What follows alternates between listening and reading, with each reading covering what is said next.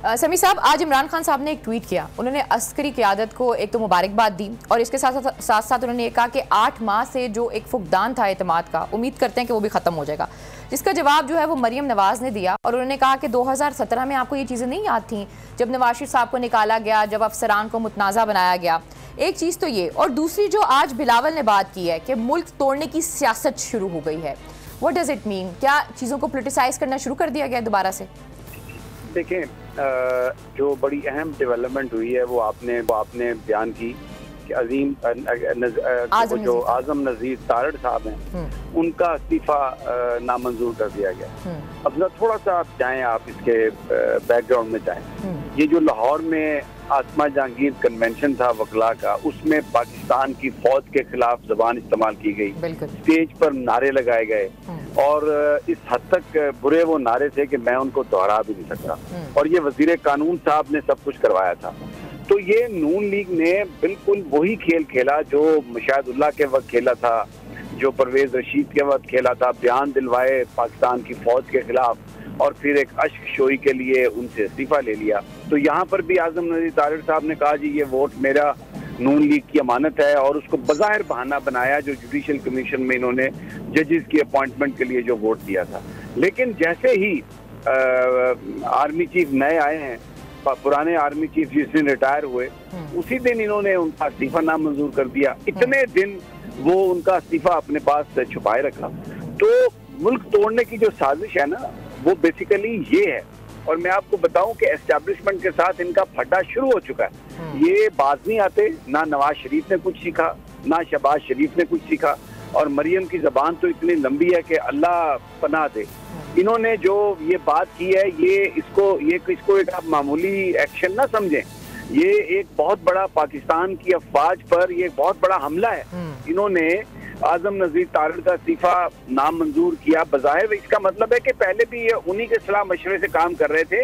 ये मुनाफकत कर रहे थे, पाकिस्तान की फौज के साथ मुनाफकत कर रहे थे, इदारे के साथ मुनाफकत कर रहे थे, और ये इन्होंने बड़े सख्त इम्तिहान में डाल दिया है आने वाले आर्मी चीफ को। यानी जो शख्स स्टेज पर पाकिस्तान की फौज के खिलाफ गालियां निकलवाता है और उसको आपने वजीर कानून बना के, तो फिर अब आपने उसको टास्क दे दिया कि वो ये इस तरह के मामला करे। एस्टैब्लिशमेंट का वाज़ेह पैगाम है, वो इंतखाबात की तरफ जाना चाहते हैं और ये मुल्क मुतहम्मिल नहीं हो सकता। जाहिर है आर्मी चीफ अभी नए हैं, वो अभी इस तरह सियासत में हो सकता है मेडलिंग ना, वो बिल्कुल ना करें। लेकिन इन्होंने जो कार्रवाई शुरू की है उसके मुताबिक तो मैं आपको पहले ये बता देता हूँ कि आज के दिन से इनका, मेरी मार्क माई वर्ड्स, इनका पाकिस्तान की एस्टेब्लिशमेंट से फड्डा शुरू हो चुका है।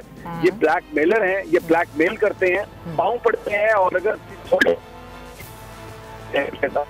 तो ये जो मुनाफिकाना चेहरा है इस हुकूमत का, शहबाज शरीफ का, मरियम का और नवाज का,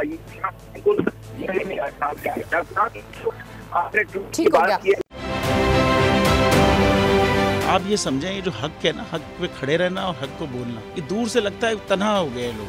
आप खान साहब को देखें, तन्हा दिखाई देने, सारी जमातें मिलकर उनके खिलाफ हैं, लेकिन आज भी पाकिस्तान की आवाम उस हक की आवाज़ के पीछे जो है 80% से ज़्यादा आवाम उनके साथ है। सेम एग्जैक्टली इसी तरीके से बोल की कहानी है भाई, बिल्कुल अलग आपको तन्हा दिखाई देगा, हर जगह आपको खड़ा हुआ नजर आएगा, हटेगा नहीं किसी चीज़ से। और उसके साथ भी 80% आवाम अगर आज आप देखें तो उसे बोल दिख रही है।